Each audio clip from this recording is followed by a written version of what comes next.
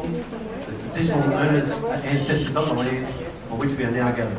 Pay my respects to the elders, both past and present. The Noosa Residents and Ratepayers Association, Noosaville Business Association, Friends of Noosa, and our own Chamber of Commerce Vice President Sarah Fisher. They've all put in a massive amount of work to pull this event together tonight in a really short time, let me tell you. I'd also like to thank our generous sponsors tonight who are featured on the back wall, which should be in a moment, and on the back of your information sheets also. Without whose help, with promotion, furniture and prizes, we would not achieve what you see here tonight. A little bit of housekeeping before we do start. Toilets are at the back of the room over here. We have fire exits on that side of the room, over the back here, and of course the front doors. If there's a fire, just follow me and we'll run for our lives. Could I also ask please at this moment that if you have a mobile phone, could you please turn it off? We'd appreciate it, thank you very much. I know it's easy to forget, but it is a bit distracting when they do go off. Thank you.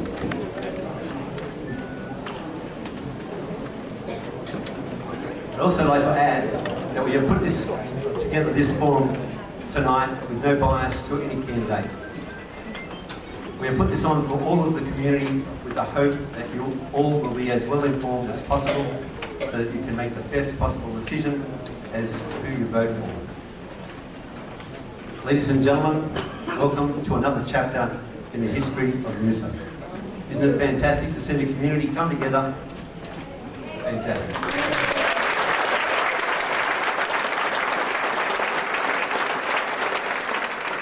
Here we have 4 different community groups working together to pull this together. It encourages me, for I'm of the firm belief that the process of de-amalgamation has brought everybody in Noosa closer together with one common thread. We all want what's best for Noosa. Would you agree? I genuinely hope that the spirit currently being displayed in the community, not only with these groups, but with the broader community in general, continues far into the future. Ladies and gentlemen, tonight the prospective candidates get their time to tell us who they are and what they stand for. As I said to people last week, it could be looked upon as a job interview. Shareholders, you. Company directors, them. So, after all, the council is really just the same as a large company, and in my mind, should be treated as such. So listen closely tonight and choose your candidates wisely. The eyes of Australia are upon us as a community. It is our chance to shine and show what can be achieved when everyone in the community pulls together for one common cause. It should not stop after the election. We must all continue to work together with Council to achieve the best outcomes possible for Noosa. Ladies and gentlemen, I'd expect nothing less than for everyone tonight to show total respect and decorum for all the candidates and each other during tonight's forum, please. I also must insist that because of time restraints, the only people that are eligible to vote ask any questions from the floor. Thank you. We are particularly pleased tonight to have Mike Taylor to facilitate the candidates segment tonight. Mike retired to Noosa in 1999. Since then, he spent many happy hours serving on community committees, including, there's a list, Environment Community Sector Board as Chairman, Noosa Parks Association as Vice President, Noosa Residents and Ratepayers Association President and Life Member, Noosa Biosphere Governance Board. Mike came to the foundation became a foundation member of Friends of Noosa Committee in 2007. Since then, his focus has been on achieving de-amalgamation. After 5 long years, it was achieved, and here we are all tonight. Fantastic. So, ladies and gentlemen, without any further ado, I'd like to hand the proceedings over to our facilitator, Mr. Mike Taylor.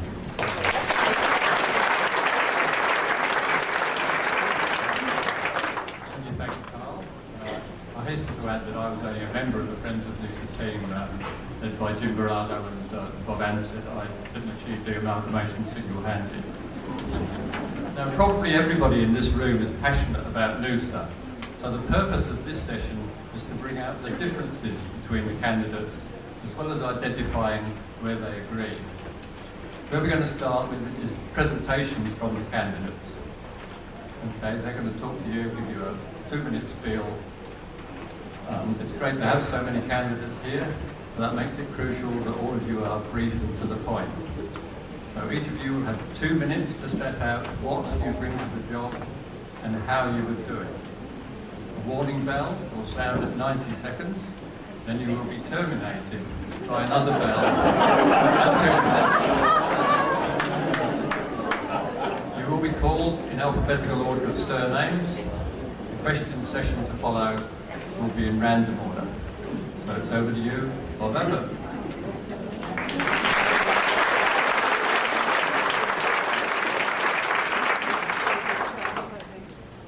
Thank you, Mr. Chairman, and thank you, Carl, for the traditional owners recognition as well.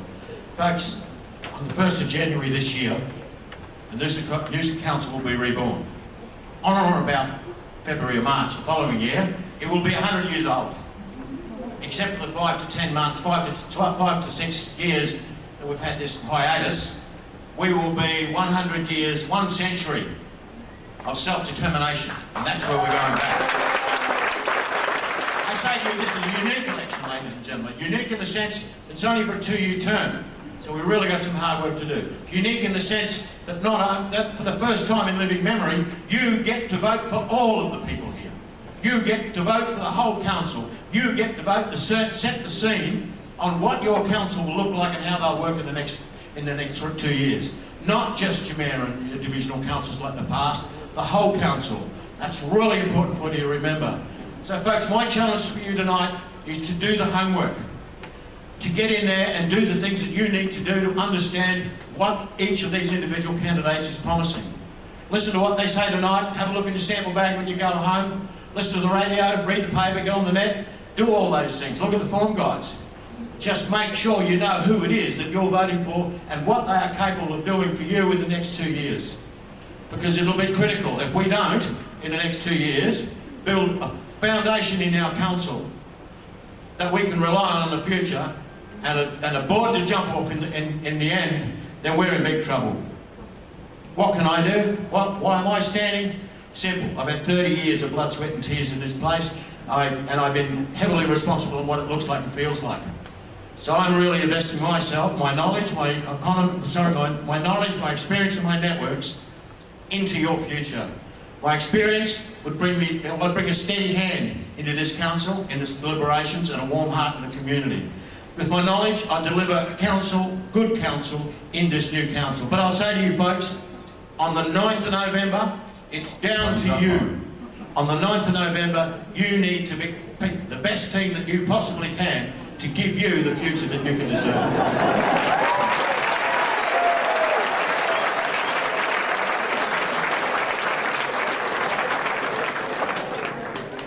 Thank you, Bob. I thought for a minute you'd done that before. So it's over to Mike Barry now, please. Thank you, Mr. Chairman. I've been coming to Noosa now for 70-odd years, and I, like everybody else in this room, are very passionate about it. And I'm a bit concerned about a few things that have been occurring in the area, or not occurring more to the point, and it's the general upkeep of all the facilities within Noosa. The roads, I feel, probably all of you have driven out the Mundy Road, which I feel is terrible, and there are several other terrible roads in and around it. They need attention. Now, we need a new council that can either arrange for this to be done through its own finances or get to the government, the state government, and put the pressure on them to do so. The other things that they're doing, we need attention to Noosa National Park. I feel as it's slid down the scale a little bit. Not council problem, but council should address it. The other area, of course, is the general river situation, which I feel needs also to be looked at. The mouth of the river has always caused a problem and is still causing a problem. I think council should have another look at that. So the other important issue, and I've spoken to a lot of people, is the imposition on Noosa of the North Shore helicopter pad. And this seems to be one of the big problems where helicopters are flying over at the night time and people are not very happy with that. So we need to address that as a council. Time's up, Mike. Right, not so much as a community, as a council. Thank you, ladies and gentlemen.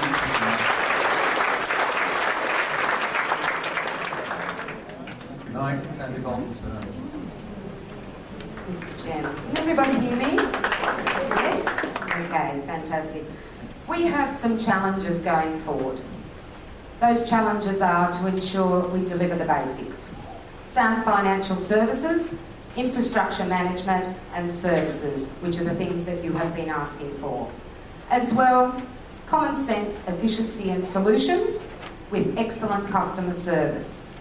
We need increased consultation so you all can have a say in the matters that are about your communities. How do I know this? 20 years in your communities and working for local business. As well, over the last 5 weeks, I've spoken to 4,000 residents, and ultimately all of their concerns come down to those three basics.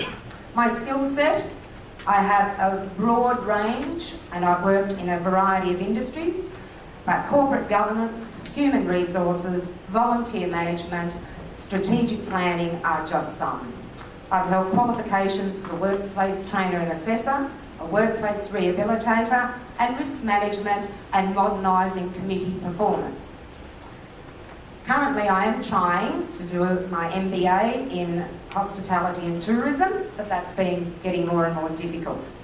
What do I want for Noosa? A balanced, fair council with excellent customer or resident service, solutions to your concerns.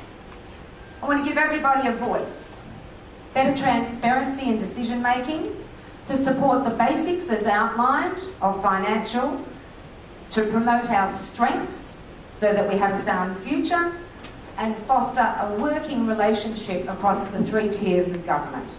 So how will I do that? As your councillor, because I really do genuinely care about you, the people of Noosa and Noosa. I will listen, I will act, and I will deliver. And together we will achieve.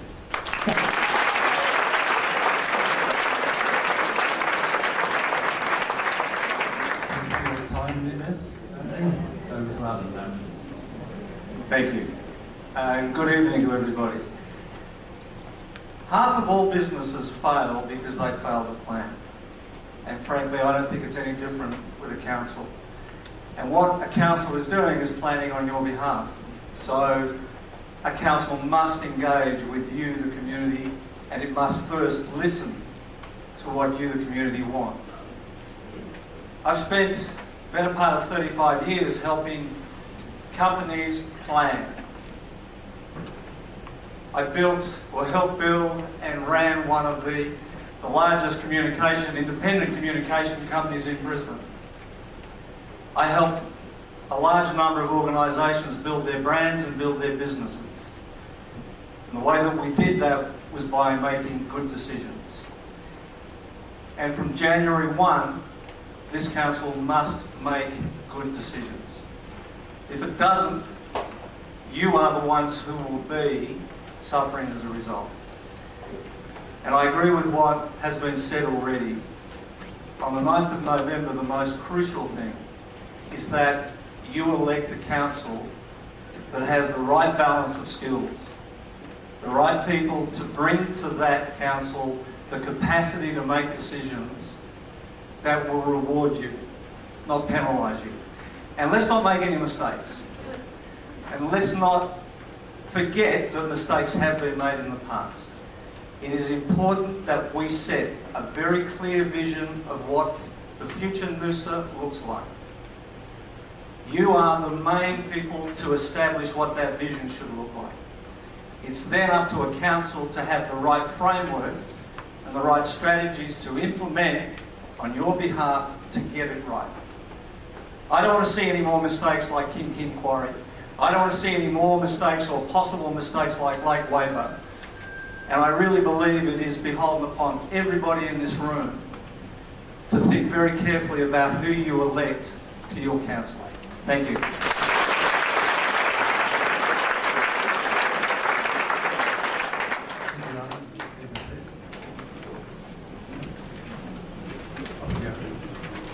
Thank you. Some of you are looking for executive experience. At 30, I was the vice president, at 34, an executive director of the world's second largest investment bank, Morgan Stanley, with a sales and trading team of 32 in 3 countries and a yearly revenue target of $95 million. I also have small business experience, as my wife Danielle has owned and managed the Wasabi restaurant for 10 years. I will focus my financial skills to help deliver a back-to-basics budget and restructure the debt we inherit. Some of you are looking for candidates who participated in the Free Noosa campaign. I joined both Bob Anson's Friends of Noosa committee and Noel Playford's Noosa Independence Alliance almost 3 years ago, and was the person who coined the phrase Free Noosa. And some of you want to know what community groups each of us has been involved with. I've been on the Noosa Tourism Marketing Committee for over 2 years, and have written the It's Your Money column of the Noosa News for 3. Now, the first order of business is getting our financial house in order and minimizing any rate increases by controlling council spending. We must get that right. I want to pull the whole Shire together with funding as maybe old-fashioned events for the whole family, designed to put a little fun back in our community and our lives. Perhaps like a Shire-wide Olympics to coincide with the Noosa show weekend. Just imagine a tug of war with Kin and Pomona team against Sunshine Beach. Perhaps a milk carton boat race in front of the yacht club. I want non-profit groups and sporting clubs to be able to nominate to maintain a park. And if maintained properly, the maintenance cost is paid directly to those organizations. Your rates get recycled back to those that need it most and do the most for the community. On the environment front, we need to stand up and walk the walk. For me, that means recycling bills next to all public bins. Push hard to get rid of the large and usually empty buses polluting our residential neighborhoods and tearing up our roads, and push to ban plastic bags. Now, throughout the campaign, you've heard phrases like expand and diversify the economy and foster innovation. So you need to ask, how will we do that? You deserve more than just words, so I encourage you tonight to explain our plan behind our words. Thank you.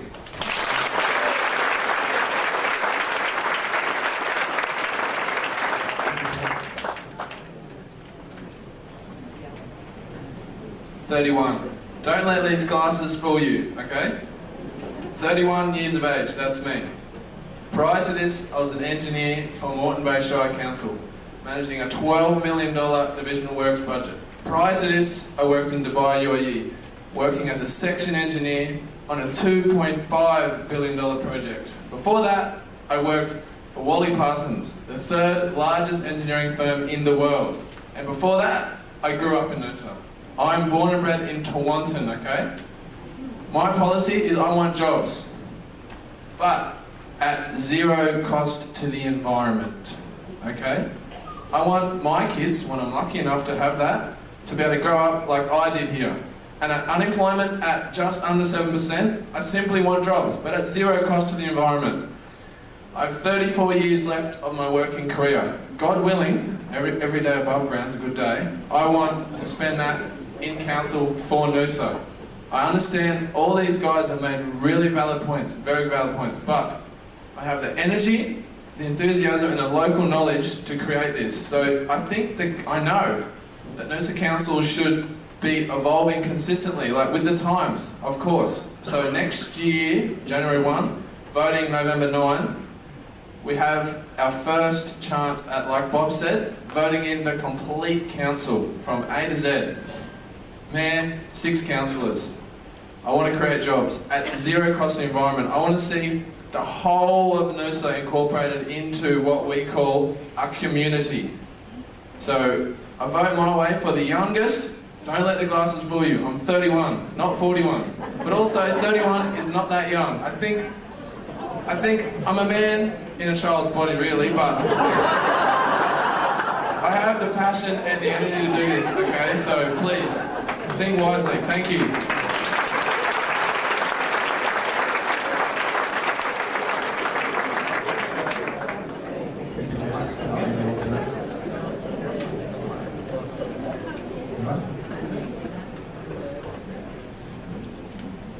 Good evening, everyone.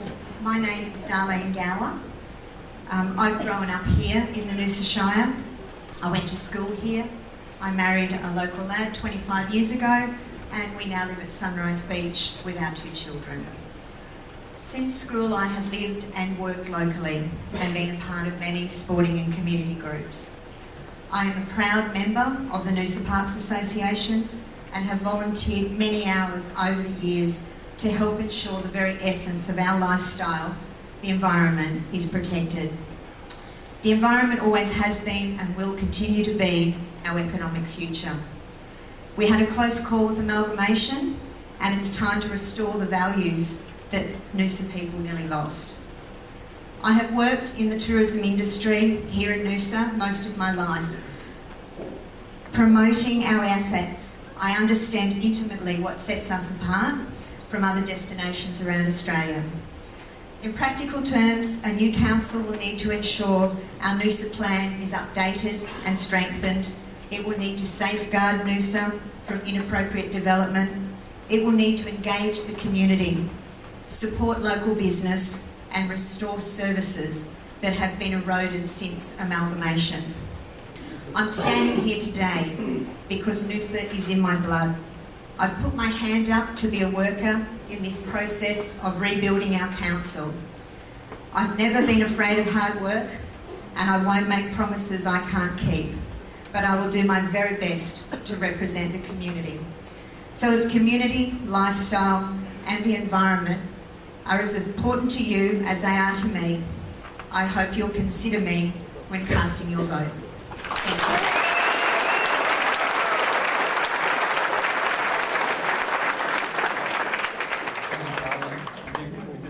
Second bell. Okay, over to you, Ryan. Thank you, Mr. Chairman. And thank you all for coming. And this is a great opportunity to present my credentials and reasons why I think you should vote for me. Initially, I think there's 4 platforms that I would focus and concentrate on if given the opportunity by you and be elected. And they are mainly setting the financial foundation, the financial foundations for the next 2 years. We're only getting voted for 2 years. So we need to set that a strong foundation and a clever and affordable budget going forward. Secondly, services to the entire region of the Noosa Shire, not just to the more populous areas, but to the entire region. Thirdly, the Noosa plan, it needs to be supported and maintained. It's the reason why a lot of us are here. It's not broke, doesn't need fixing. And fourthly, we need to drive tourism and small business. They're both intimately entwined. They both depend on each other. Without tourism, we don't have a Noosa. Without thriving small business, we don't have a community. We need to push small businesses and sell the buy local tag and send that tourism Noosa label over. We've already got a global market, but it can be increased. Why vote for me? Marie and I have been long-term residents here for nearly 20 years. We've brought our 3 children up here. We now between us have both our parents and collectively 5 brothers and sisters with their children and grandchildren living here. But more importantly, I'm totally independent. I'm not aligned with any political party, any other candidates. I'm here as an independent voice asking for your vote on the Noosa Council. I respectfully ask you to vote for me, and I can represent you as an independent voice on the Noosa Council. Thank you.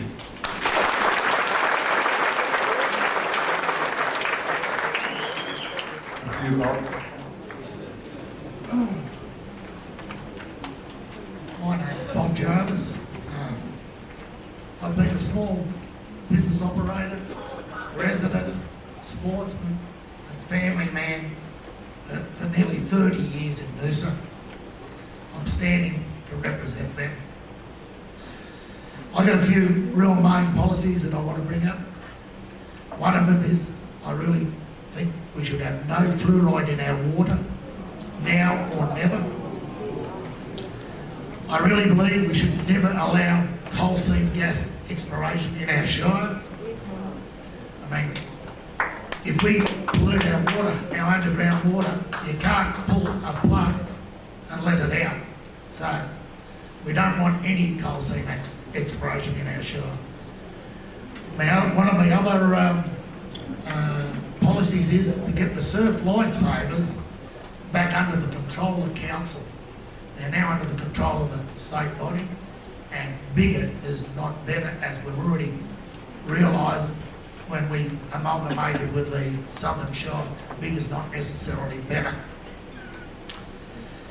The other thing I think we seem to forget about in Noosa is our ageing population. I think our seniors need more help, not less help from the government departments. My last policy is I'll really try and stop the civil war that seems to be going on over the biosphere. I just hope that people will give me a fair go. Thank you.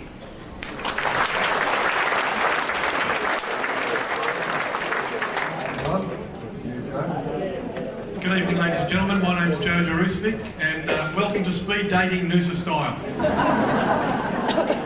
Look, I've lived in Toowong for 13 years. My wife and I and our newborn baby Adam moved here to start a business. We started a small business as Berry Juice Distributor 13 years ago. Ran that very successfully for 5 years, sold it on, and 6 years ago started another small business venture called Joe the Handyman. So, hence you might understand, a handyman to have on council. It's all my own work, it's all right on my own work. That's obvious. Thanks, mate. You might ask why I'm standing. Well, I remember a day back on August the 3rd in 2007 when I'm sure most of this room hopped on a bus and drove down to Brisbane and marched on State Parliament to tell Peter Beattie why we did not believe in amalgamation. Hands raised. Proudly so. That day changed my life forever. From that day on, I vowed that if that amalgamation happened, that I'd stand for a council if we ever got our de-amalgamated council back. So I stand before you as a committed councillor that's been committed for a long time and probably should be committed for standing. But since we've regained our voice, the community's been asking for new faces ready to face that challenge. I've continually been asked by members of the community to stand. And what do I bring to the council? Well, I bring a proven track record of working for the entire Noosa community. I'm the only candidate actively engaged with community organisations in the arts, sport, environment, community and youth. And that gives me a well-rounded understanding of the needs of our community. I've been the Clean Up Australia Day coordinator for 4 years, and I actively campaign against illegal dumping and waste management practices. That led me to see the disgrace at main roads that let our promoter truck stop become, and I actively championed that cause with main roads. We've had that cleaned up as a result of the work that I've done. What do I bring to the future? That same commitment that I've given to the community over the last 5 years. Thank you.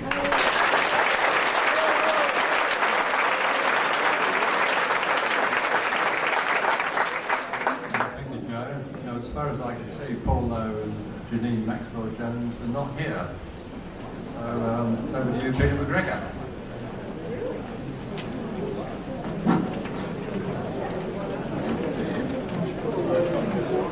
Okay, my name is Peter McGregor and I need your vote. I'm a former Noosa councillor. I'm also a senior sergeant of police attached to the Sunshine Coast District as a district duty officer. I've been a copper for 39 years and people ask me what my expertise is. Well, my expertise is people. What do I particularly skill? Well, my particular skill is communicating with those people. I've been doing it a long, long time. I've been a local resident of Noosa for the past 18 years. I'm a life member of the Noosa Pirates Rugby League Club and I'm also a foundation member of the Quiet Achievers for Charity. I have been out and about and I've spoken to the grassroots residents of our community and I've listened to them. and they're telling me things, and they're very concerned that rates will go up. They want council to put in place provisions that rates will not go up in that first 12 months. They want council to be responsible in the manner in which they do their business, and they want council to be responsible in their financial management and in the decisions that make in the future which directly affect the community. I would also support and encourage local businesses and local industries, especially the tourism industry. If those industries flourish, then the whole community flourishes. I'm a person with balanced views. I make informed decisions based on common sense, what is the interest of the community, and also what the benefit is to the community. I have proven previously before that I will listen to you, I will talk to you, I will respond to you, and I will represent you. I too am a total independent. I too have no affiliation with any group, party, association or organisation. I work for the whole community, and I trust that you can see that and vote for me in the future. Thank you.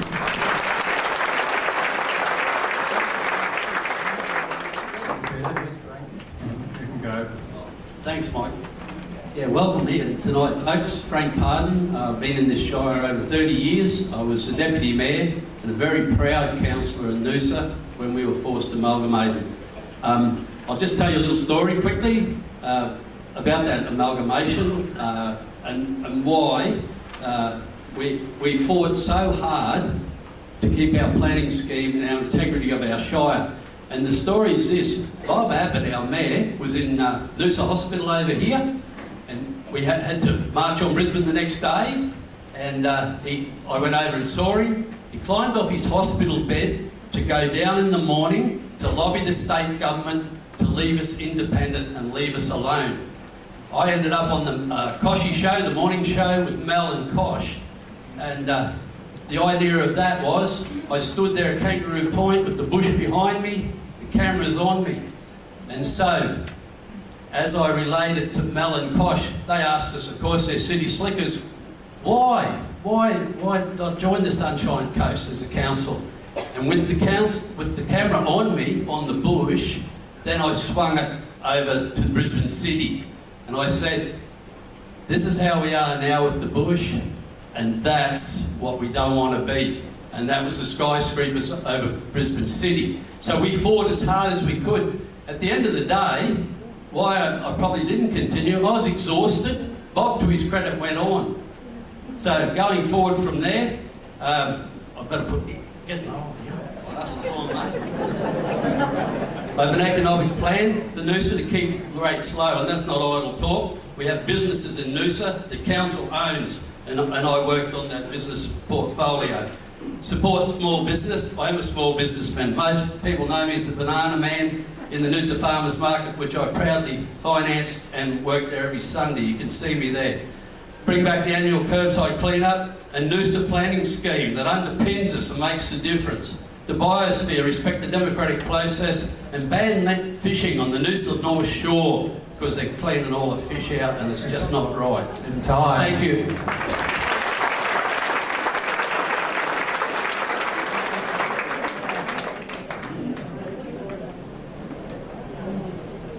Not here either. Looks like Brian Stockwell behind the foliage there. Thank you, Mike. I'm not a member of the NPA, but just as India has Gandhi, Noosa has Dr. Arthur Harrod. To me, when I was young, he was a mentor. He's one of the most venerated local heroes. It was the late 1970s when I came down over that hill at Mount Timbiwa and I saw those sweeping, magnificent coastal plains, the waves against the rocky headlands. I didn't find the combi that I was looking for, I found a home. So it's the thousands of volunteers from NPA, from Noosa Landcare, from NICA and groups like it that I have to thank, that every time I come over that hill, I take a breath and I look at the glistening waters of the best river in southeast Queensland and the low-rise development nested between a national park and the North Shore. As a driver for the starting start-up of Noosa Landcare, Noosa, Mary and Lake McDonald catchment groups. I've led programs that have managed and rehabilitated our landscapes and our waterways for 30 years. I've helped the Noosa Council, the Kalula Council and many community groups, or a number of community groups, win state and national awards. I was a Noosa councillor in 27. In that term, we reduced the height limit in Noosa from 6 stories to 4 stories, and we reduced the rate debt by 23% in every rate dollar. I personally moved motions that stopped the motorway on the eastern side of Lake Waiba to let that become a national park, to stop the planned sewage ocean outfall, to start recycling and koala research. It was me who first brought all the stakeholders groups together to start the Noosa tracks and trail systems. But I'm not anti-development. I'm pro Noosa-style sustainable development.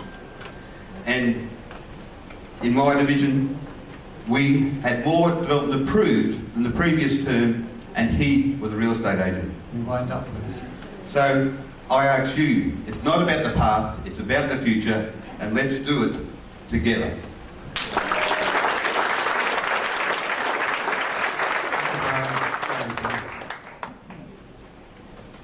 Good evening, ladies and gentlemen. I'm Gary Trevithick. I want to build a strong and viable council, one that protects our unique values and lifestyles. The Mayor and councillors should act like a board of directors, agree the vision, set the objectives and policies and budget, and then ensure the council officers deliver. The immediate challenges facing the new council are finalising a realistic budget, addressing urgent capital needs, developing a responsive organisational structure, appointing a CEO, and very importantly, considering the draft planning scheme that has been prepared and will replace the Noosa plan. I have worked in large businesses and also have a record of delivering successful outcomes for communities. I want to be involved in the economic development of our region that I love so much. I want to nurture businesses that respect our environment and our values. I will strive to harness your energy, your ideas and your innovation. I will put my energy, dedication and effort into serving all the residents of the region, not just my community. I commit to working full-time for you as your councillor. I am not aligned with any groups or any political party. For the reasons given, I believe that I can play a part in your new team of 6 councillors. My skill and experience will complement the other councillors. For me to be able to do this, though, you and your friends need to vote for me, Gary Trevithick. Thank you.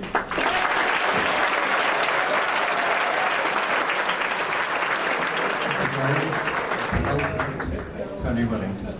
Thanks, Mark. And thank you all very much for coming out this evening. Look, it may come as a bit of a shock to some of the candidates here, and no doubt to many of you, to learn that the Local Government Act expressly forbids councillors to instruct or direct staff.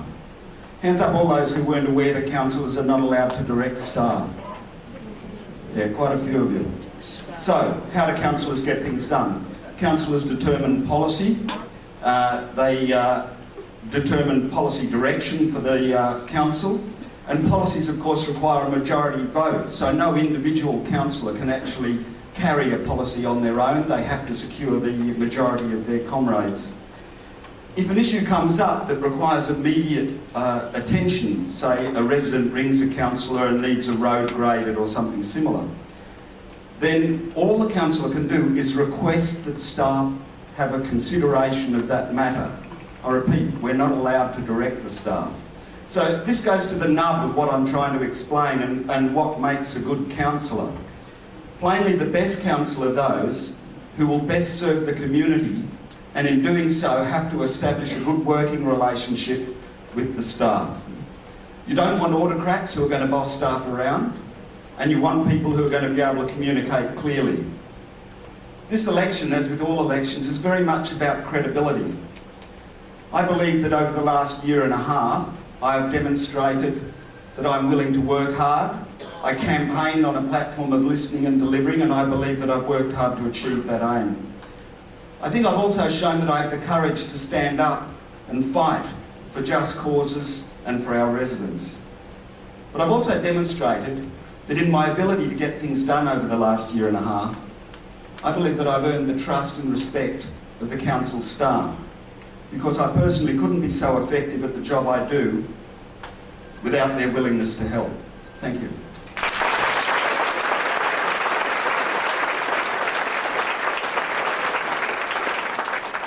Thank you, Tony. And at last, it's your turn, Frank. Thank you.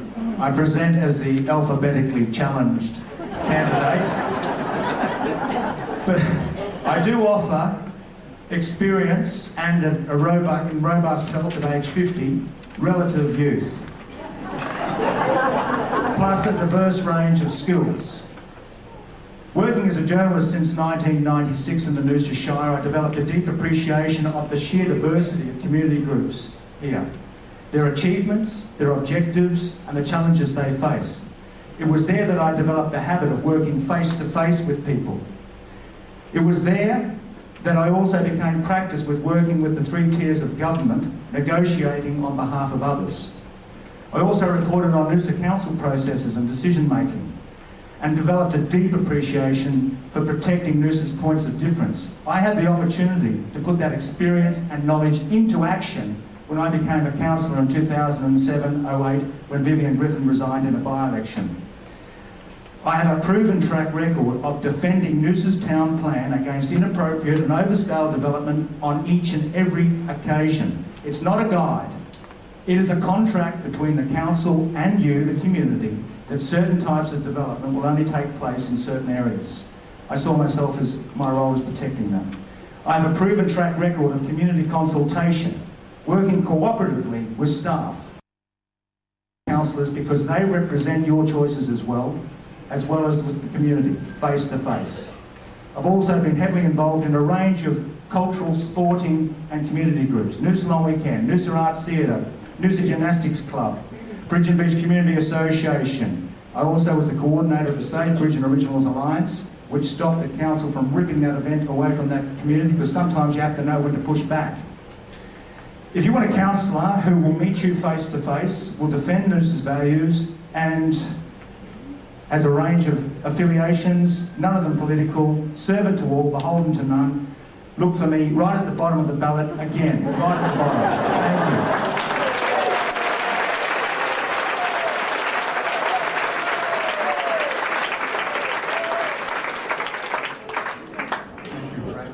Thank you all for keeping very closely to the 2-minute limit. That's very good. We now move to the questions session. To give everybody a fair go, this session will be divided into 3 parts. A show of hands questions, which will cover all candidates. Then I will ask questions based on the large number sent into the organisers. And there were so many questions we couldn't possibly ask them all, and if you sent one in you may notice it's been sort of merged into another one, but we've tried to cover the range. This will also involve all candidates, and finally I will ask for questions from the floor, so you are going to get a go. There will now be a short legal interlude while I make the following statement. In accordance with the practice of the former Noosa Council, I will not ask or accept questions relating to development applications, whether it's litigation or is to be consideration by the Noosa Council. For example, the Master Store, Noosa on Wyber and Coles in Noosa Junction. Answers to such questions could prejudice the involvement of future councillors in these statutory processes because they have yet to receive professional advice from council staff. That would be interesting. So we now move to the show of hands. So if you basically the instructions are quite simple. If you want to say yes, put a hand up. And if you're a no or a don't know, then keep your hands down. And I'll do it fairly slowly, ask the questions slowly and clearly, and if you could keep your hands up for a little while, as your answer's going to be taken down and used in evidence against you. Okay, it's a nice straightforward one to start with. Should all council meetings, except where there are commercial and confidence issues, be open to the public? All All right. Commercial or legal? Okay. Has the recorders recorded? As it was unanimous. I think it was unanimity. Are you dedicated to protection of the Noosa plan and hence the so-called population cap?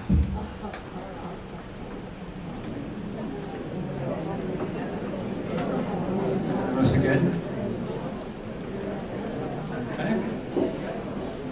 Would you be a full-time councillor?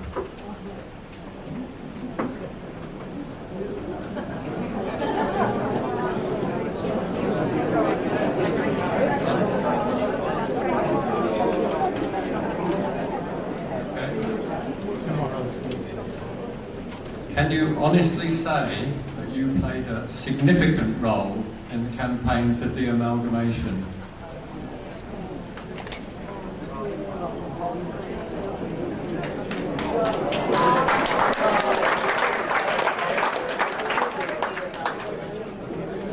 Sorry, can you honestly say that you played a significant role in the campaign? Excuse me. People take all those things into account. Given that this is council for only 2 years, do you think this council should focus primarily on roads, rates and rubbish?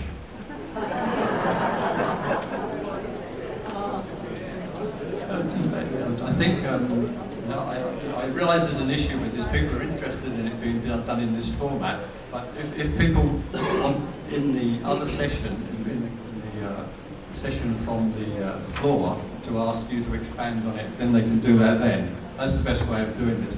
We've got to get through this quickly. It's been suggested that rate rises need not be more than 3.5%.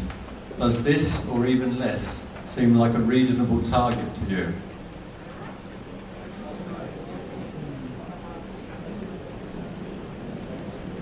That's unanimous, I think.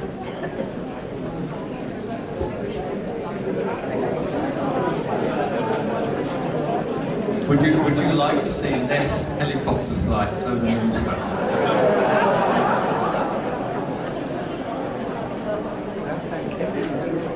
I need a couple more.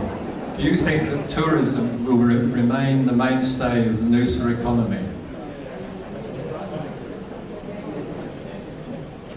Okay. And finally, down to the nitty-gritty.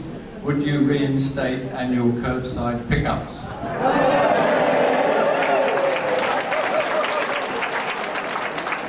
That would be popular.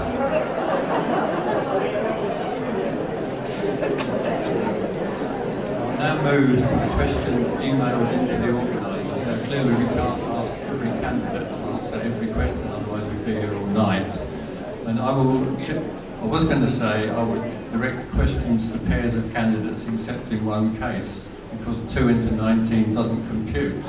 Unfortunately for me, there are only 16 people there, so there will be 8 pairs of questions. So the first question is directed to Bob Jarvis and Brian Stockwell. What limitations does state legislation place on councils? For example, does Noosa Council have the power to stop CSG exploration? Over to you, Bob. I'm hoping that they do. We need to be very strong on it, and if this council doesn't want coal seam gas, I guess it's like the amalgamation question.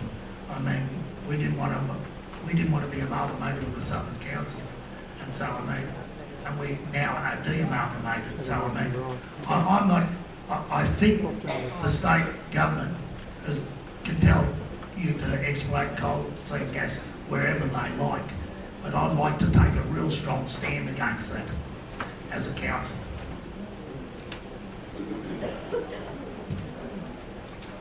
I can sit down.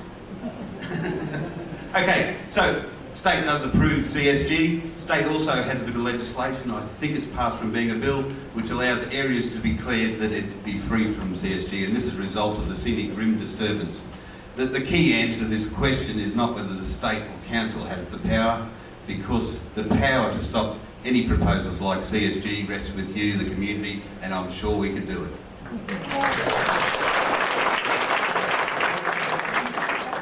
Thank you, Brian. I did actually want to impose a 1 minute limit on the answers, but you both come in well under that, so that's excellent. Okay, moving to Alan Bonsall and Peter Yesland. Do you think that the Noosa Council could play a cost-effective role in creating jobs, or is this best left to the private sector? Depending on your answer, would you need to create council staff positions? So, Alan, you've got 1 minute. I'm not sure that the simple answer is yes, the council must have a role. I think the council needs to lay a foundation and framework to be able to foster and encourage entrepreneurial thinking, innovative thinking. We need to be looking at opportunities to allow young people to get out there and start creating their own futures. So there is no doubt in my mind that the council has a role to play in creating jobs. Well, would you think the council would need to employ extra staff to do that job? The council has just been advised that it will receive 425 people, the equivalent, or sorry, 520 odd people for the equivalent of 425 jobs. I have absolutely no idea. I think the only person who will be able to answer that question at this point in time is Peter Franks. But I would hope that within those 425 people there would be the skill sets necessary to be able to create the right framework for us to be able to encourage private enterprise to create jobs. Thank you. I think we have to be realistic. I don't think the council can just say, open the doors and say, yes, let's have new jobs. I think we can encourage jobs by making Noosa a better place to live. That people want to move here. And there's a variety of steps that I've got, if you want to look at my website for that. And that includes, having a strict budget so rates don't go up. People think this is a common sense council. As I said before, having a bit of fun. People think, wow, this is an engaging council that has a bit of fun with the community. Also a council that talks to the people first before they do any planning, so it's engaging. It's a lot closer with the community, tying everyone together. If we can put those pieces together, then people want to move here, and then they'll want to create new jobs. I don't think we certainly need to hire any new people. We have an incredible brain trust here in Noosa. We need to tap them. We have a lot of retired people with an incredible amount of work experience. We can spend some time with the younger people who want to create new jobs. Let's lean on them and encourage them to help us. Thank you very much. Okay, the next question is to Tony Wellington and Sandy Bolton. Do you see the biosphere playing a major role in tourism? If so, how would this work in practice, and how would that relate to Tourism Noosa? Tony? Oh, you go first then. No? Oh yes, here we go. The biosphere offers endless opportunity. Within the tourism realm and with Tourism Noosa, it provides a branding, and this is just not for tourism but also for product and byproduct. When you think about the offerings of the types of tourism within the biosphere, we are talking about families that are able to travel up on the train, 52 weekends of the year, a variety of offerings, utilising the resources we have here. We have the network trail that is a fantastic feature of our area, the beauty, the variety of trips, and you just think about the types of trips. We're talking 2 days, camp over, where people actually take you on a guided tour with the tents, with the food, to be able to not only appreciate what we have, but also educate. So yes, very much so. Thank you. Tony? Yeah, thanks, Mike. Look, the biosphere is a voluntary covenant. We make of it what we choose. My ideal is for greater community engagement within the biosphere governance and to that end, a greater sense of ownership of the biosphere by the entire Noosa community. I don't believe that the biosphere has come anywhere near its potential, and its potential is not just in terms of tourism, though obviously it is a tourism marketing tool. That potential means actually setting genuine goals for our entire community, goals that we can be proud of, and goals that actually work towards genuine sustainability and not just pay lip service to that term.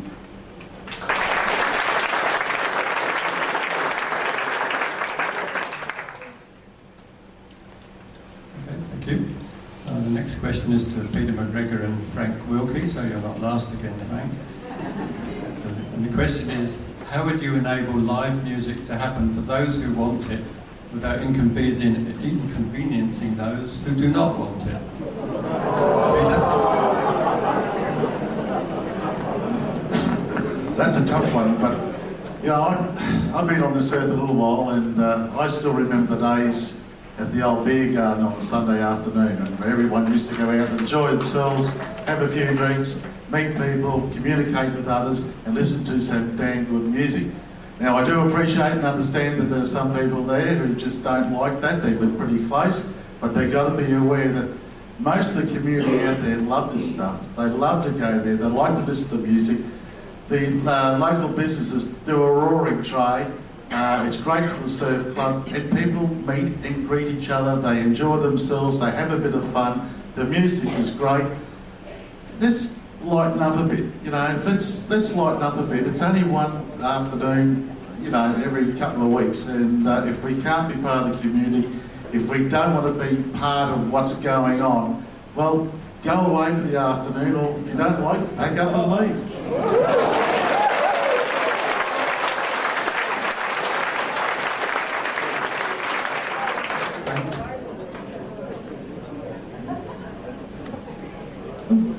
Hello.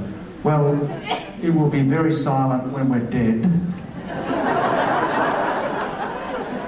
I see live music as a sign of life, and that we as a community are still alive and kicking.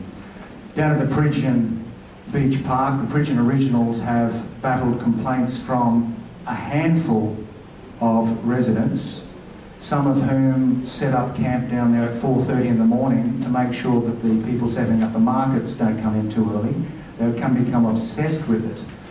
The benefit that free community concert gives to the community far outweighs the measurable noise that have been detected at the doorways of these people, well below the accepted decibel limits which have been set by the council.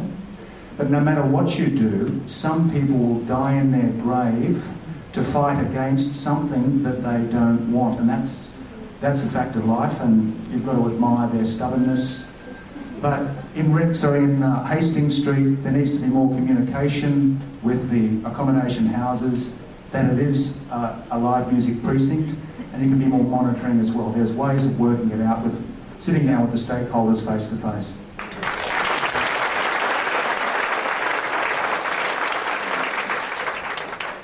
Okay, the next question is to Joe Jurisovic and Mike Barry. What initiatives would you propose to reduce traffic congestion and resolve parking issues in Noosa? And as a rider, what do you think about those big buses? Joe? I'd like to see the end of the big buses. I'd like to see us go back to the small buses that we had before.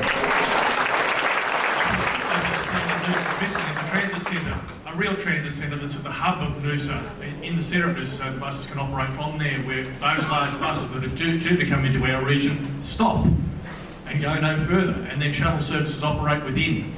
That'll save a lot of money on roads. That'll keep the roads from having to be maintained, and stop the roundabouts being an issue for those for access for those large carriage buses. Sorry, first part of the question again, Mike. Sorry. Well, just some comments on how would you propose to reduce congestion. More park and ride centres, more opportunities for transit services around the region. Of all the transport systems in this country, the one that I admire the most is Perth. Perth has got the most functional transport system in Australia, without a doubt. That rail system and that bus linkage and that free CAT service in the city is something we should aspire to. Thank you. Mark Barry, your comments, please. Yes, one of my ideas would be to have that smaller bus services. I look at the buses that wander around Noosa now, and there's 2 people on these huge buses. I think there's something wrong with the Transport Department or whoever runs them. The other alternative, which I do believe should be done down the track once Noosa becomes very financial, is to build an off-street parking, probably of 2 stories, somewhere where we could be able to get people to have their private cars into Noosa. Because, let's face it, we are a society of cars, not of buses. Thanks. I think that possibly it should stay where it is for the first term until a new council can get the finances in order. I think it's very important that this levy is retained. The past has shown that environmentally significant land can be purchased with this, as you can see when you drive around Noosa or walk around Noosa. And Noosa is all about the environment, and if we're not proactive in securing land that could otherwise be used for purposes that is against the principles, then we're not actually, I guess, doing what the majority of the residents in this town want.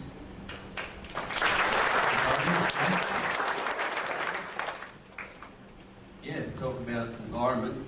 I was the bloke who brought the idea of the biosphere into Noosa Shire Council.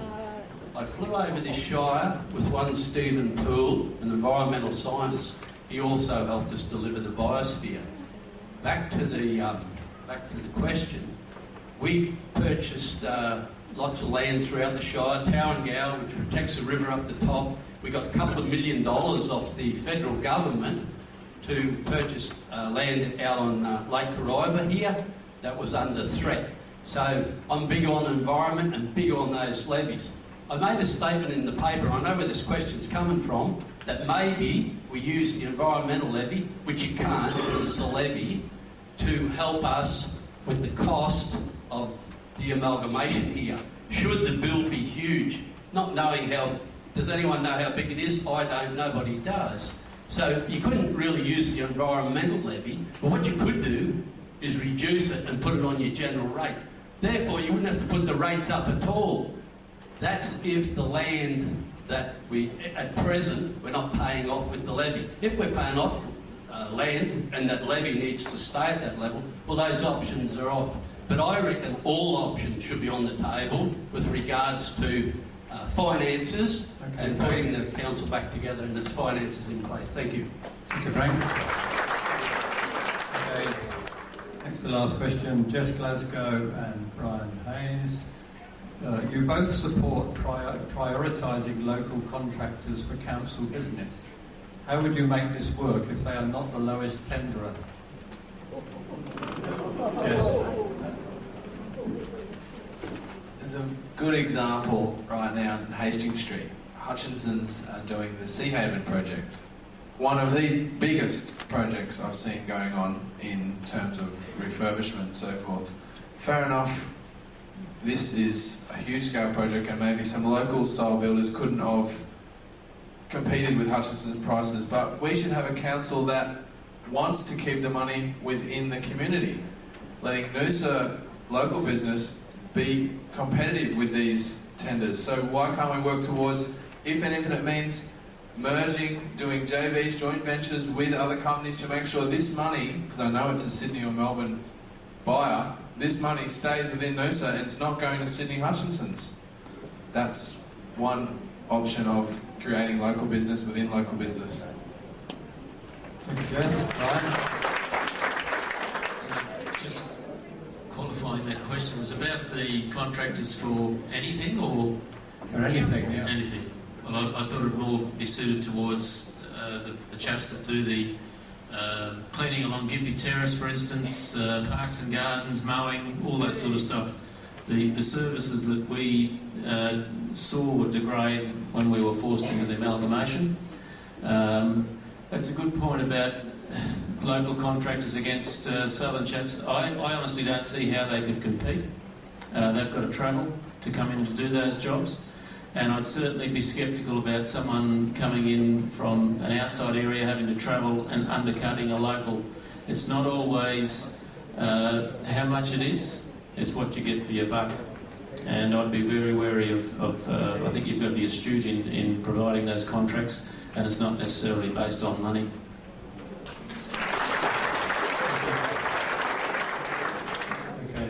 Final question in this segment is to, hopefully this covers everybody now, Bob Abbott and Gary Trevithick.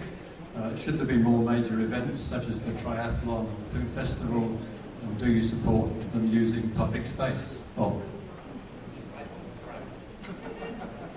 Yeah, look, I'm a big supporter of events. I think they do some fabulous stuff for the community.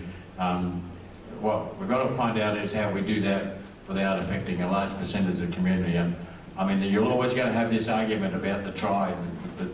You know, I walked into a couple of businesses today and said, we're closed down all day on the Sunday. Yeah, I really don't know what you can do with that, but I think there's some real chance for some good music festivals, not necessarily in Hastings Street, but maybe out at Croy Showgrounds or somewhere. I think there's a good opportunity to do more of the Jimbarada stuff on that, you know, cooking and lifestyle stuff. I think there's great opportunities to do I suppose, things that attract people into the community on more regulated grounds. I think using public roads does cause us a problem, but the try is a try, and it brings absolute millions into this town, and I really don't know whether you can make a difference. It really is, what is it? It's 4 or 5 hours on a Sunday morning in the Taunton end, and you know, so I think there's got to be a little bit of give and take on that stuff. Thank you, Bob.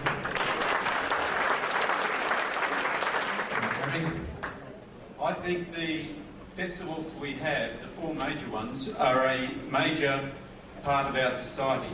They attract a lot of people, bring a lot of business in. We've got 4 major ones at the moment, and one of those, the Noosa Long Weekend, needs support. It is suffering, and we need to get behind it. So before we bring in new ones, we must make sure the current ones can survive. They are very important to us. I go to most of them. I like to compete in the Tri. I go to every other event, and I think if everyone gets behind them, we can actually make something of our community. I strongly support them, and if we can get more, after we make the current one successful, I'd be with that.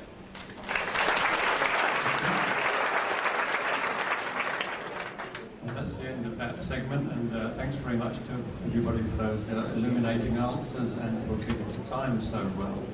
We now move to the turn of you out there. Just a few rules indeed for this sort of thing. As the purpose of this meeting is to help people decide how to vote, questioners must be on the Noosa electoral roll. We've got about 20 minutes for this segment. So if you could keep your questions short and to the point, please, with no rambling statements and certainly no verbal assaults on candidates. Please state your name and area of residence, for example, Sunrise Beach, and preferably, either nominate 2 candidates who you would like to nominate to do your question, to answer your question, unless you also have the alternative, you could ask for another show of hands if you've got something that you think everybody would like to have a go at. And finally, if we run out of time, remember you will have another chance to grill the candidates at the speed dating session after we've looked at the 2 mayoral candidates. Okay, so, lady in the green there. I have a question. I'll put it to Victoria and the gentleman sitting next to him. That one. Alan. Okay. For me, nearly all of you in your pamphlets talk about creating jobs and bringing Noosa into the future. To me, one of the greatest blockages in doing that is the fact that everyone in this room pays Optus and Telstra and the nebulous, perhaps, NBN when it comes to our communications and data. None of us get those services that we pay for. Can you keep your question short, Sorry. please? So, does the council think they can do anything about those issues? Realistically, all we can do is we can lobby them, speak to their representatives, but we can't force them, I don't think, to do anything. I mean, they're private enterprises. So all we can do is lean on them, but I don't think we can do much more. As a group, as a community, if there's one particular firm that you feel you're not getting the right service for, then switch services to someone else. I mean, excuse me.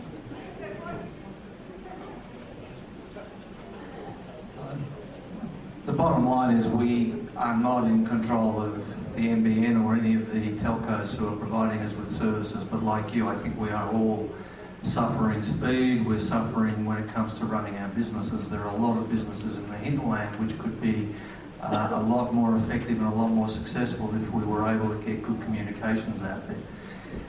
But that doesn't mean that we should sit on our hands, and I think what we have to do is canvass where the community sits in terms of its communications issues, and then be prepared to take those issues up with the relevant authorities. It may be outside the council's responsibilities, it may be outside the council's capacity, but it shouldn't be something that's ignored, because it is absolutely essential to strong business futures.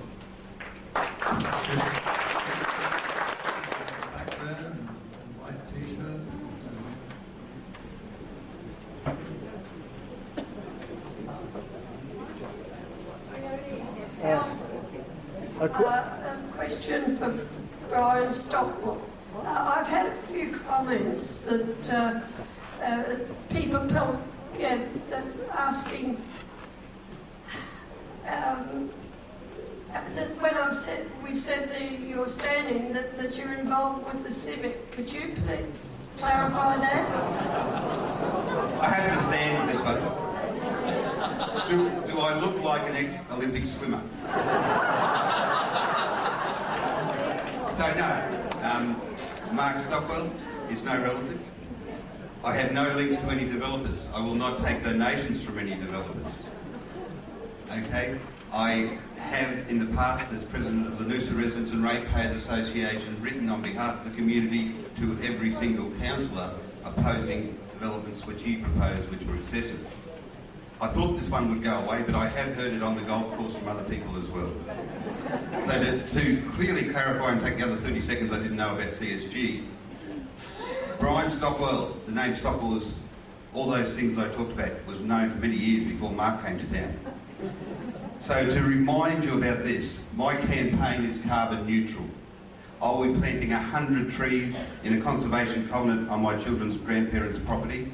And tonight, if you come to me at speed dating, you can help me, because the future is us working together, and you can take one of these to plant as well to help offset my campaign. Thank you. Hello, a question to Frank Pardon and Joe Derisovic. What role do you see for the new Noosa Council in supporting and fostering local community arts organisations like Wallace House, Noosa Long Weekend and Noosa Corral? Yeah, thanks for the question, mate. Look, I've been the biggest supporter of community events in the place. You know, talk about farmers market. I ran 2 concerts, the great Noosa campouts, in 2 years in succession. To answer your question, mate, I'm right behind them. The main thing we've got to make sure when we're cutting and doing budgets, and you know, there's a $100 million budget you're going through, don't cut them community grants too much, because they're just so important. In fact, Noel Playford up at Pomona, when answering a question from a fireman who was worried, a rural fireman who was worried about cuts, said we should increase them. Well, I'm with Noel on that one. Thank you. Thank you, John. Someone that's been an advocate for our community organisations. I 100% support the volunteers of this community, and those volunteers are involved in organisations like the Noosa Arts Theatre, the Noosa Corral, sporting bodies that our children play in, and countless other organisations across our community. I don't believe the council can assist these organisations enough and should support them 100% with everything that they try to achieve. The value for money that you're getting with all the money that goes towards community organisations is doubled and trebled because of the volunteers that are involved. There is so much money that is saved and achieved through these volunteer organisations that don't come out of council's pocket. Excuse me, out of council's pocket. It comes out of the love, the heart, and the respect of the volunteers that man these organisations.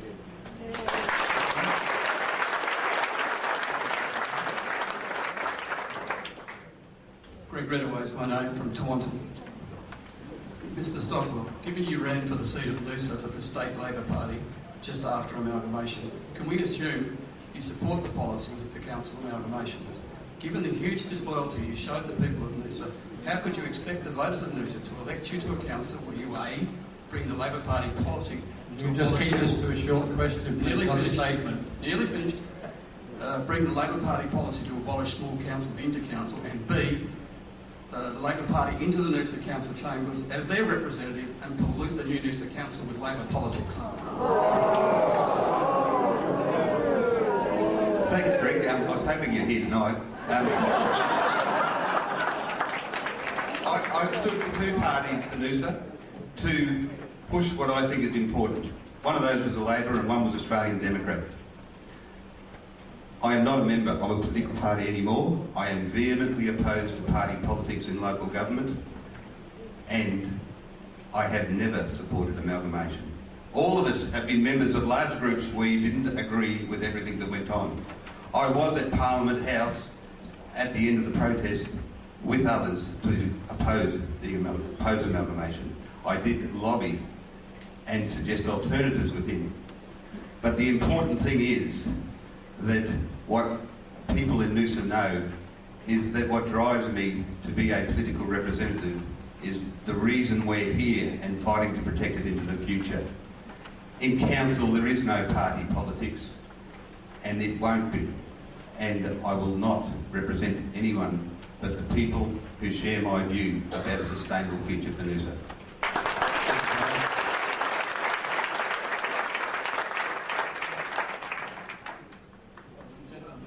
My question is addressed to Gary Trevithick and Bob Abbott.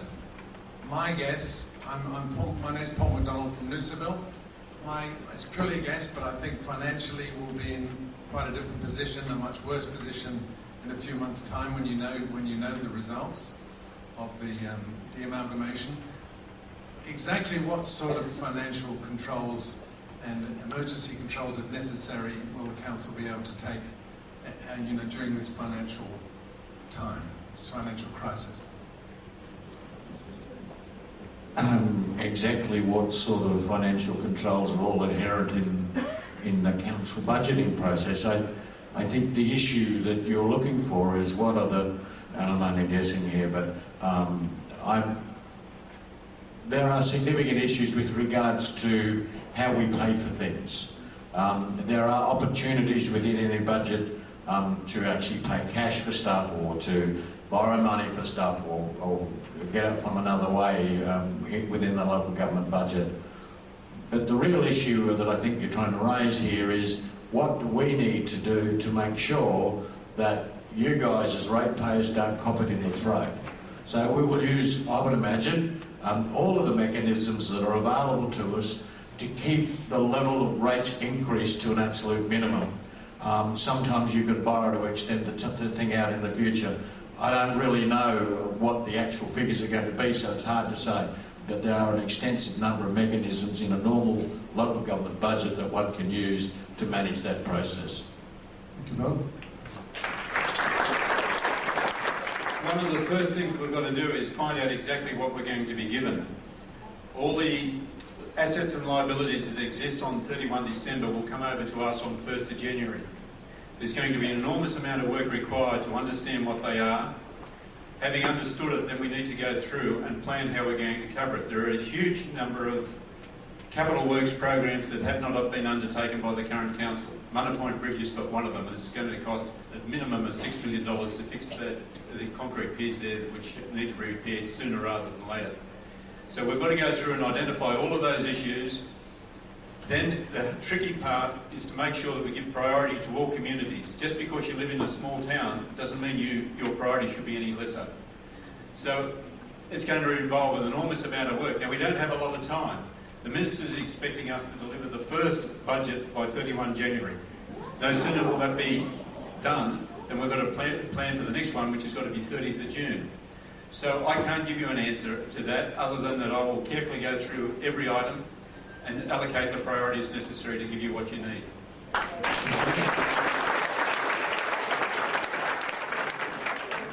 questions to Tony Wellington and Frank Wilkie. If we're going to create employment in Noosa, where are they going to live? Because if we've got a population cap of 50,000, then there's already 48 here, so that's only going to be 2,000 people that's going to be allowed to come in here to work. And then they can't have kids. So how are you going to combat that? Over to you. First control.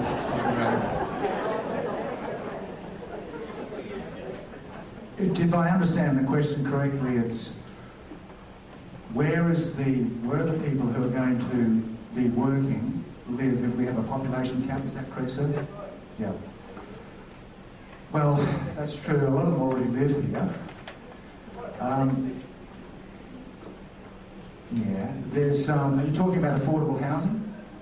There are young people living here already who are working in the Noosa Shire.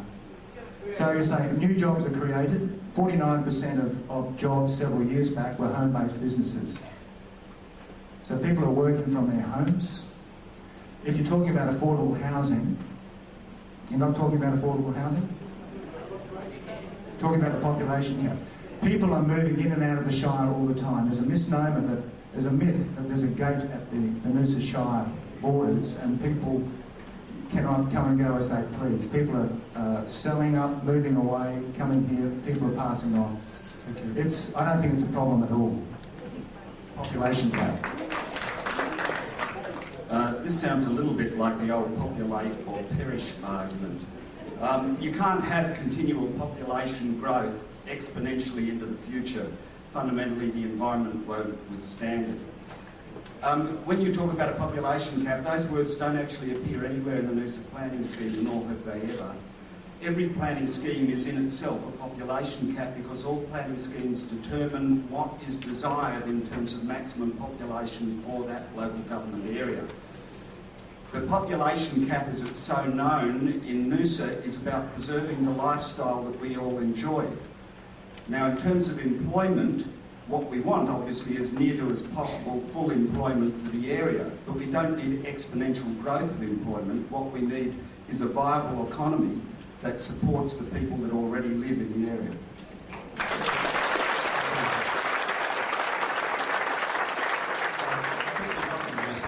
The zoning in the Noosa plan results in about a so-called population cap of about 62,000. So over there.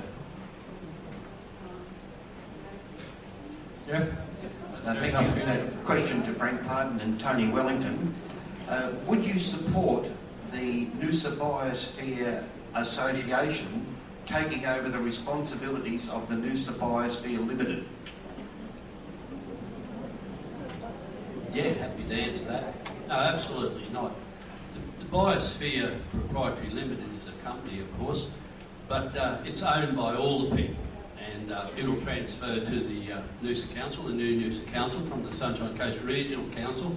But nobody or association or individual group should ever take over that. The Biosphere, when we went through that process, that's for all the people in Noosa, all of us that live here. It established our borders forever. And that was another reason for doing the Biosphere. So if ever we had the opportunity to be de-amalgamated, there was our borders, the Biosphere.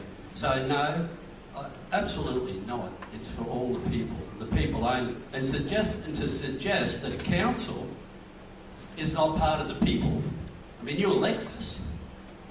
is just ludicrous. So absolutely not. Look, there's a dreadful myth being perpetrated here, and that is that the Noosa Biosphere Association wants to take over the biosphere. It's a load of nonsense. The Noosa Biosphere Association has made it very clear that as soon as Noosa gets its council back and the biosphere is handed back to the people, it will cease to exist, and it does not want to participate in the governance process. Let me point out to you folks that the original proposal that went to UNESCO suggested that the biosphere be governed by the people through a incorporated association. Frank Pardon and his council came up with a death knell plan at the end of the Noosa Council for it to be owned by a limited liability company wholly owned by the Sunshine Coast Regional Council. Frank said that it should be owned by all people. I agree, but having it fully owned by the council is not having it owned by all people.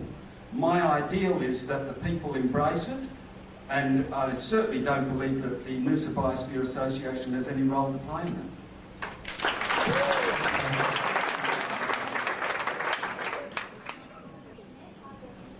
Hi, question for Peter and a question for Frank. What will you do to monitor the sound if we encourage more entertainment? There's some beautiful restaurants going up at the moment and they supply nice music to be finalised at 10 o'clock in an evening on a Friday.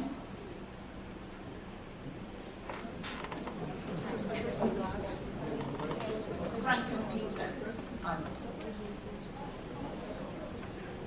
Frank Wilkie, sorry. Yeah, there's the state licensing commission, I understand, it sets the sound levels for these venues, and the sound levels are monitored so that there is no noise disturbing residents. There are sound levels set. I understand with residents, but it's in Hastings Street, there's hardly any residents apart from tourists. Do we encourage the tourists to join in on entertainment, or...? What's wrong with the sing-along? I'm sorry, I'm not understanding. It just seems to think at 10 o'clock in an evening there's nothing to do in Hastings Street. I just mean extending the hours. No, the monitoring the music, because the restaurants can't have the music playing after 10 o'clock. We're going to have to wind this up soon because our session's just about over. As long as the music's within the limits, that's fine. I think I'll take one final question. That lady in the middle's been trying for some time. Hi, my name's Lynette. I'm from Sunshine Beach. And I just want to ask the two women on the, hopefully you get elected, just any particular plans and schemes you've got for women in the community. I find myself as a resident ageing. I don't know the support I will get later. But it's more about jobs for women. I've got excellent qualifications and I've often found it hard as I've become mature to stay employed.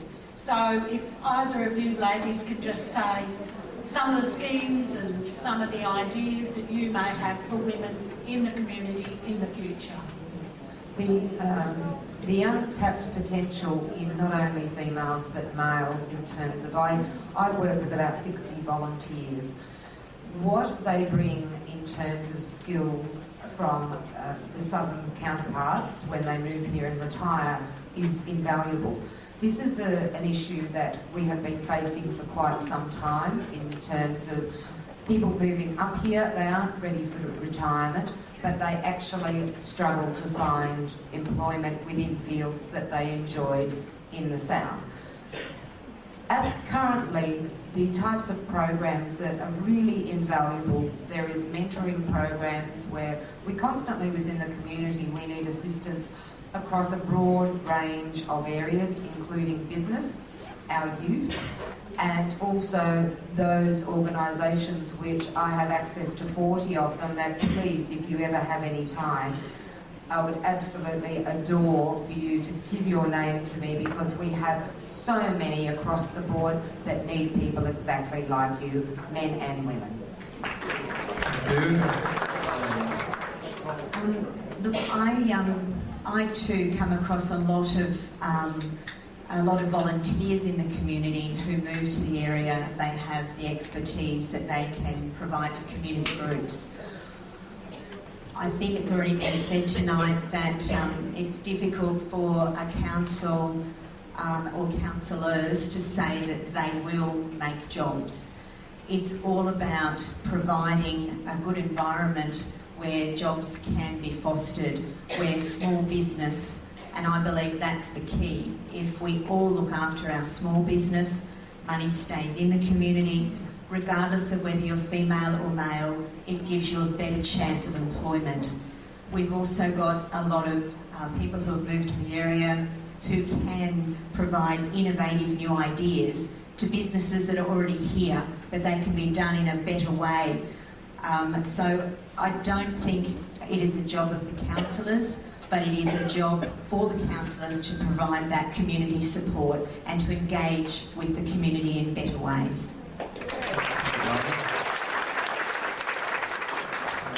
I'll draw this candidate session to a close now. I'd like to thank all the candidates for their participation and thank you all for those excellent questions.